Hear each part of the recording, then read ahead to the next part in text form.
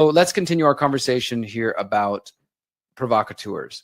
Some of you may remember the Standing Rock protest, the Dakota Access Pipeline protest in Standing Rock, North Dakota on native reservation land. I went there 3 times. I made some mini documentaries. I was tased on the front lines, documenting the scene, kind of sometimes wearing my activist hat, sometimes wearing my journalist hat, wrote many, many articles about it and covered the situation. One of the things that I exclusively reported on was the fact that there were provocateurs on the scene. And I will share this article. I'll show you guys this, but let me just kind of paint a little bit of background. On many of the nights at the Dakota Access Pipeline protest, there was a bridge. This bridge became sort of a standoff point between the police and then what eventually became sort of private security forces, namely this company named Tigerswan that we learned about later on. And so they were on one side of the bridge, and then the protesters were on one side. And much like I think this LA situation, it started out as a very focused event. It was about prayer, it was about protecting sacred lands, and it was about bringing together native tribes. It was a beautiful movement.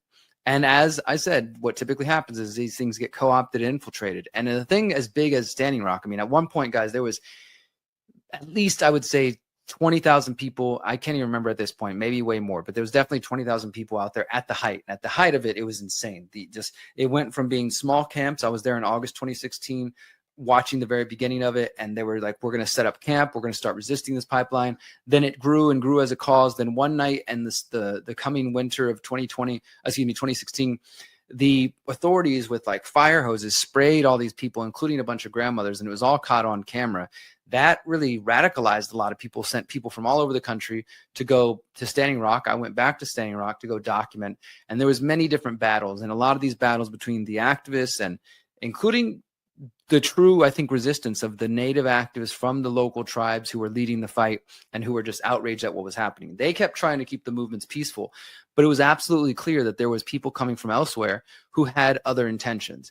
And so one of the nights that I was on this bridge, I was there like every day, there would be different events, there'd be press conferences. And that night, after a while, it started to be the place where things were getting rowdy. Like I said, it was clear there was people coming from elsewhere. I remember clearly there was this truck that came in, and the truck, I swear, I have to go back and look, but I think it was like a camo paint. And there was a group of people, 6 or 7, 8 people that obviously knew each other, had traveled together, and they were all very heavily masked up. Now, I don't fault people for wanting to wear masks, because at the end of the day, guys, if you're going to go to a protest, more than likely the police are going to be scanning the footage using Clearview AI, or now Palantir, of course, and other companies to try to locate and use facial recognition tracking to figure out who's doing what. So even if you're not doing anything illegal, they want to know every name, every person that was there. And to protect people's, privacy, a lot of people cover up completely. You don't want your tattoos to be seen. You don't want your birthmarks to be seen. You don't want your haircut to be seen, your eyes, etc. So people cover up completely. Again, I can't fault people for that. I know a lot of right wingers immediately say, oh, it's Antifa just because people are wearing masks. It's a little bit more complex than that. But this group absolutely did come masked up, full on black bloc gear, all blacked out and everything, which is a common anarchist tactic. Again, doesn't necessarily mean they're government agents. But this was either, I would say, some young, angry anarchists who just are nihilists and wanted to come fuck some things up, or something else more nefarious. And so I started to see these people show up. I remember even they come onto the main bridge and they're like bumping, the whole vibe changed. It went from native songs and drums and prayers to then all of a sudden provocateurs bumping super, I don't know, the energy was bad. It was some rap, I can't remember what it was, but it was definitely not some conscious good vibe music. It was something heavy. And I remember them saying, if you don't like it, get the fuck off the bridge, because they were making it clear they were changing tactics now. They were ready to get a little more rowdy. And if you didn't like it, if you were just about prayer and singing songs, you probably should leave the bridge. And I stayed. I'm like, okay, I'm going to keep documenting. And at one point I started to film as the people, the provocateurs and the protesters, some of which I think were legitimate and just sort of got caught up in what was going on, started to throw things at the police side, started to just get more, radical, more aggressive with it. And at one point I'm filming this all, and I get surrounded by this group of people, and they said, why are you filming? What are you filming? Delete that now. And I was alone on the bridge. All my friends had left and gone back to the camp. And I realized that I was probably in a dangerous situation, that whoever these people were, if I didn't comply and delete, my footage, which is like some, total fascist tactics, something like the cops would do, I probably was going to get beat up, or they were going to throw my camera off the bridge. And I think they even, threatened to. And under the bridge was the river. So my camera, my equipment would have been ruined. I quietly deleted the footage and then walked off and act like I left. But what I did was I left the bridge and I kind of walked away a little bit and snuck back down by the water and went sort of underneath in the side of the bridge. And so the footage I want to show you guys, when I released it, let me pull this up actually. When I released this in 2016, it hadn't been seen anywhere. I filmed it in 2016, but I didn't release it till 2017, like a year later. This was an article I wrote for Activist Post. Exclusive new video emerges of No DAPL provocateurs setting vehicles on fire. And then we have the version on the Conscious Resistance website. You can see this picture on the screen. This is a picture I took of the burnt out vehicle. Exclusive: provocateurs start fires at Standing Rock, October 27, 2016. And I put the video out like a year later. I'm going to show you guys that video in just a second. But what happened was that these, as I said, I was on the bridge, and these people who are getting a little bit more rowdy start to basically make it clear they want to light something on fire. And coincidentally, wouldn't it be just so crazy that all of a sudden the police vehicle, the police and the sort of National Guard pull up there up to the bridge, and they leave a armored truck there, and then they literally get out of the car and they drive away. And that was pretty crazy to me, because I'm like, what the heck? Why would they just leave? This group here is obviously rowdy. They're obviously trying to cause some trouble. And lo and behold, these provocateurs set the vehicle on fire. So here's a little rundown of my report. I wrote this in October 27th. In stark contrast to the water protectors' many actions of peaceful prayer and ceremony, the atmosphere at the bridge the night of October 27th was more reminiscent of an outdoor rave. The protesters on the bridge set fire to an SUV and threw rocks and other objects at a row of armored vehicles operated by law enforcement. This small faction of non-peaceful protesters and officers briefly tossed smoke bombs back and forth.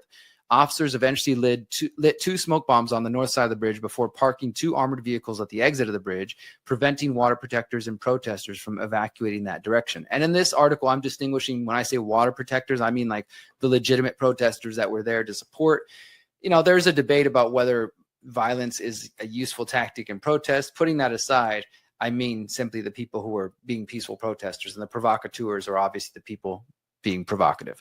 All law enforcement vehicles were gone within a minute. So they pull up, they leave a vehicle there, and they all leave. And all law enforcement vehicles are gone within a matter of minutes. And immediately the protesters climbed aboard the armored vehicles and began setting them afire.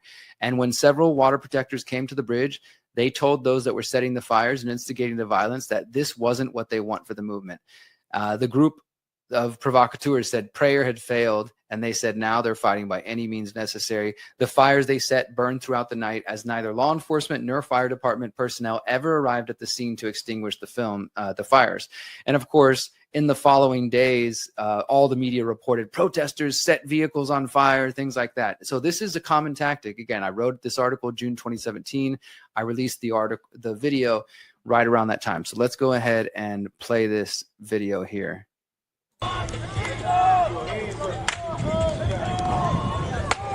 There's another one that went to the water.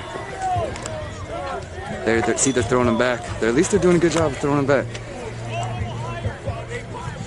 Hold a little higher. They're fucking aiming. All right, so you got to put your glasses on now, because if they watch out, throw it back.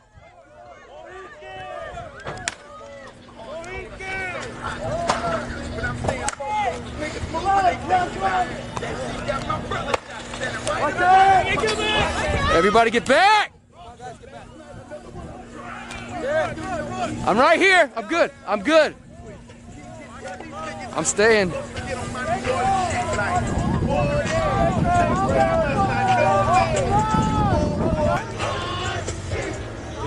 They've been out here kind of celebrating. There's a mix of opinions. There's some people saying, why aren't there elders, why aren't there prayers out here? That's kind of, to be honest, has this feel of a party vibe out here. And there's people with like shields. I'm not sure. They probably don't take too kindly to setting fucking National Guard vehicles on fire. That's what they wanted. Two National Guard vehicles right there that have been set on the edge, and that's what they wanted. Some of these people, you can barely see them in the dark. They're advancing right there, whether they're water protectors or provocateurs, whoever they are, they're on the bridge, and they're going to They're basically spraying oil now and gasoline now on the two vehicles. They're going to set them on fire. Why would they leave them there? That doesn't make any sense. This makes me feel like it was set up. Why would the police go fucking leave their vehicles right there on the fucking edge of the bridge and then back off? It was a setup.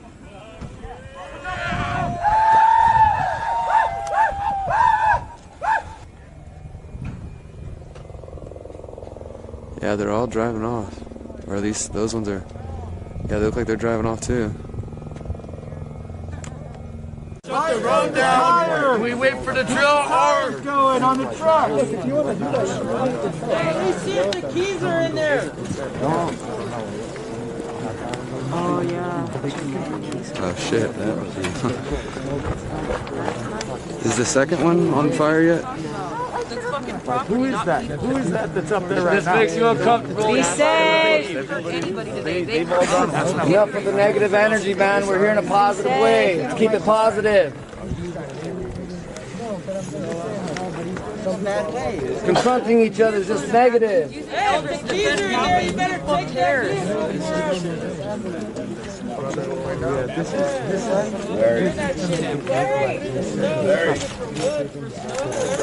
What are they doing in there? Are they gonna fucking protect the fucking car?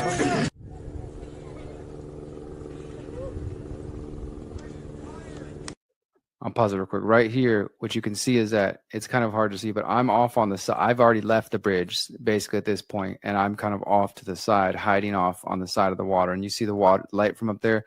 That's the vehicles from the police department there. But here's, let me go up forward a little bit. This is where they leave the vehicle. So they literally park this vehicle there, and then one by one, they all drive away. And within moments, the provocateurs climb on board and start lighting everything on fire. And I'm just going to click through. And it's sort of, you see it just burning through the night after that. They never came and did anything about it. It was just, yeah, I wasn't here. You can see a little bit better. The provocateurs are crawling all the way over there. They're trying to light the underneath of it, trying to light, like, I think they're trying to light the gas tank on fire. And they eventually start putting like Molotov cocktails inside the seats of the car, this armored truck or this little SUV, and it's burned out. And by the next morning, let me see if I do have footage on here from the next morning. I think that might just be it, where it just fades out. So this was me again on the side of the bridge. This is after I'd been threatened and kicked off the bridge by these provocateurs who clearly came from a different part. They weren't from Dakota. They weren't from the Dakotas. They definitely seem to have a different agenda and different goals, and they couldn't care less about, you know, the movement and the actual cause. And this is what often happens in these movements. So I know it's easy for some people to just say, well, the whole LA protests are all a psyop and it's just a big setup happening. But I don't think it's always that simple. I think that what happens is provocateurs come in, and those provocateurs sure could be agents of the U.S. government. Or they could be something different. You know, it could be that they are just people with shitty tactics. They just think that violence is the answer. There are real people like that. I've met and worked with many activists like this over the years who do believe that violence is a legitimate tactic. So it's not always the case that this is a government-funded operation. I just want to make that clear. Because again, I know some people, they see all these protests and they're like, it's all being funded by George Soros. And to be clear, some of these organizations have been funded by George Soros who are protesting against Trump's practices. But at the same time, that doesn't mean everybody has. I've never been paid by George Soros, and I don't support Trump. You don't need to pay me because I don't support him. I don't support his tactics. And what happens is sometimes legitimate causes like a resistance to Trump and his practices can be co-opted by provocateurs who are either paid government agents or just shitty people, bad actors who think that violence is the answer. Now, I want to go forward and show you this other report I did. This is, when did this come out? This was 2017. So again, about a year after Standing Rock, whistleblower confirms that security vehicles were set on fire. As I documented it on camera already. I showed that it's real, but here's another report. This one was from HPR1, June 8th, 2017. Former DAPL security speaks out, damning Tigerswan tactics. Speaking from a nondescript hotel room, a former DAPL security employee reveals secret agendas, illegal activities, and widespread drug use among private security employees hired by Energy Transfer Partners to protect the company's interest along the Dakota Access Pipeline in North Dakota. describing an agenda that included setting company vehicles on fire, stealing equipment, and intentionally riling up protesters. Courtney Doctor, 22 of Bismarck, exposed that the security firms involved actively attempted to pin illegal activities on activists. Doctor contacted Michael Fassage, who worked Ossetti Sakowin security during the controversy, and Aubrey Peckham, both affiliated with Activate Now, an independent news network, for the interview. Days before she spoke, she made an announcement. Free bird, she said on Facebook on June 5th. Prepare for a major info drop from my fellow ex-DAPL workers. I'm about to expose everything that illegally happened during my job working security. So she goes on to just detail different things like them messing with activists, trying to create problems with activists, and definitely, as it says there, setting vehicles on fire. Let's go ahead and just look at those keywords. After the treaty camp was cleared on October 27th, Tigerswan mercenaries, and Tigerswan in this case is a private security firm that we learned about that was being hired by the police to work with them, and they were infiltrating this massive camp that got set up around the resistance against the pipeline. Tigerswan mercenaries set fire to the 5-ton trucks on the bridge. So think about that. After the treaty camp was cleared, Tigerswan mercenaries set fire to this. And let me go back, check my dates here. I reported on this happening on October 27th. As you can see here, I released new footage showing that protesters and police were clashing on the bridge on October 27th, and then somebody lit vehicles on fire. And like I said, it was provocateurs. It could have just been some angry anarchists. But according to this whistleblower, on October 27th, Tigerswan mercenaries set fire to trucks on the bridge. The whistleblower said, quote, Tigerswan sent people out at night to light equipment on fire. John Porter was sent to set equipment on fire overnight. He did it solo. He had backup. He had some drone coverage, but they set their own equipment on fire. Right there, guys, right there. That was exactly what I witnessed when I was there in person as a journalist, documenting this and showing people what happened. If I hadn't filmed that, there would be no video proof of what this person is saying. It's one thing to hear them say it. It's a whole nother thing that I caught it all on film. And this is my picture. You can see the vehicle burnt out the next day. And as I said, this is everything that the media reported. That's what they want to do. They want to infiltrate. They want to disrupt. They want to delay. They want to divide. They want to make any potential movements look like movements that shouldn't be supported in the public eye, because the average Jane and Joe Q American aren't going to support burning of vehicles and looting and rioting. This is why people are working against themselves and they don't realize it when they're trying to, get out there and be violent. Again, I know there's different people who have various positions about the use of violence. I know activists over the years who said they think violence is a legitimate tactic. I tend to disagree, but it's a philosophical discussion. But if beyond the philosophical side of things, if you're trying to win over hearts and minds, then you might want to not use violence, because it's just not going to work, guys. It should only be used, I think, in very dire times when absolutely necessary. Beyond that, you're not going to get the support you think you want. So just one other thought here on this situation before we take our next quick break. Carrie Wedler says this, Carrie with the wisdom again. Unpopular opinion. The ruling class benefits from your reactivity and rage around all the chaos, authoritarianism, the frenetic, never-ending news cycle, addictive social media scrolling, and engineered divide and conquer tactics. The more stressed and caught in fight or flight you are, the less rational and the more hysterical you become, and the easier you are to manipulate. And those in power will always promise to rescue you from your fears about the problems they create, as long as you give them more control. It's an act of defiance to prioritize your inner peace and refuse to be whipped around by politicians, the media, and the havoc that they wreak. And I couldn't have said it better myself, Carrie. True sovereignty is not letting this system and these psychopaths be in control of your mental state any more than it is your physical state. Yes, we want to stay free in our bodies and our hearts and in the physical realm, but we also want to stay free in our minds and our spirits. And to do that, we have to be the ones in control. We can't let them control and manipulate our emotional state to get sucked in. Even myself, I'm doing a show on this because I feel like it's an important topic.